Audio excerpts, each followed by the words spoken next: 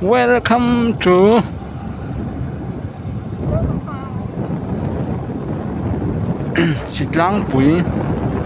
Sitlangpui village.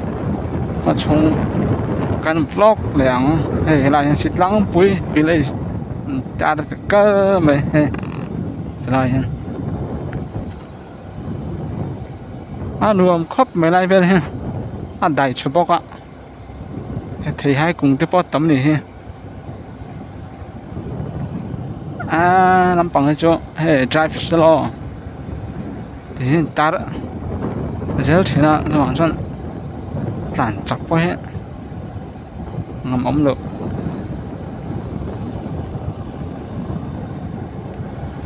mà sẽ nói speed sòng thum trong là tán thâu à speed sòng thì em có cho muốn lấy được không tiền cho petrol hệ lấy được không và cho mình rất thiểm ngay bên này speed sòng thum thì cho anh em khăn mấy xí là làm chắc biết là sòng đi bên ta xí là tiền có cho hệ là tát để bản hiện tụi nó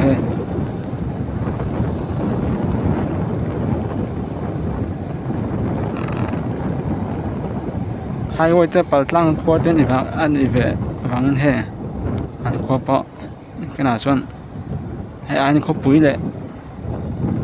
thế tụi nó bị xảy ra hè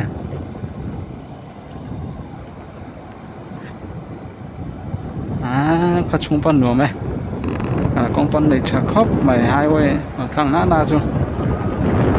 hay lại marketing cho có phỉ khóc mày giả làm thấy cho dán nhồng con thì ha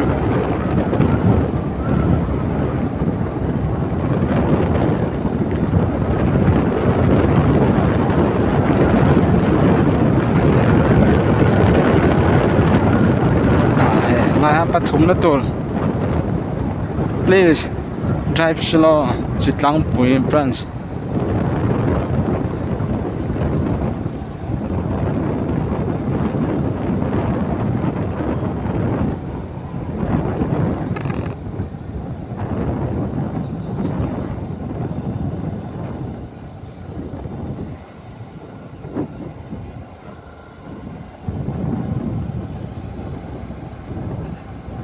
anh lúng đâu ta hey mà ta sẽ về đâu ta đó phải liền tur ta phải tạm khóc mày thế tán chặt lùi cái chỗ mình nghe mày đó là mình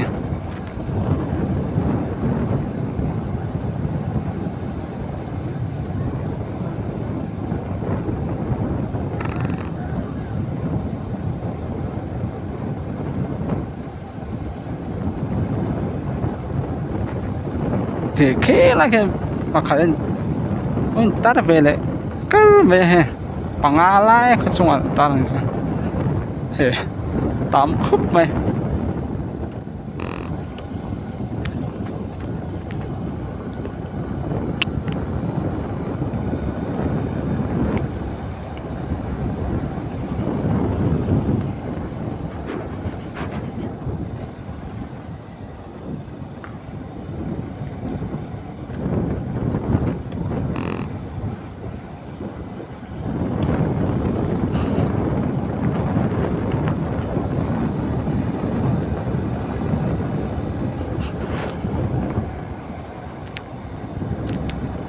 thế thì lại hen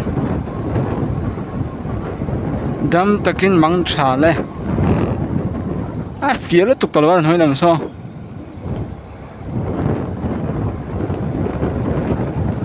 ôi lên branch gì nghe nè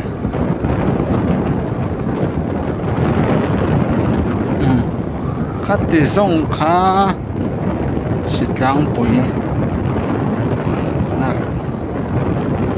here thầy cho là phát rồi sao welcome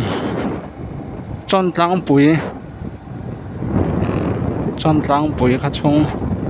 là của làng hiện Sitlangpui là Sitlangpui này khóc mày ạ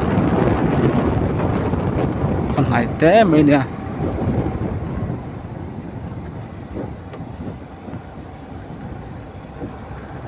hệ lại ha chọn lăng bụi village tính ta cơ mẹ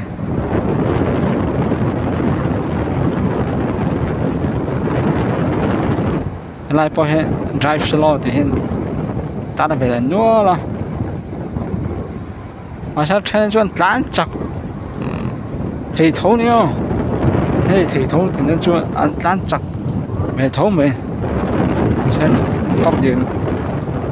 còn cái rong ra thôi lán chặt thì nhiều đồ vắng nghe nhìn thôi rồi là cho anh ta đã làm đâu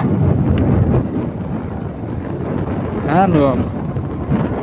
khóc phải quay ha nôm đi xin thắng mặt thì sẽ là nửa khóc vậy phải mày xong wow bỏ lại mày không vì đâu có vật thì dân siết để nghe mày không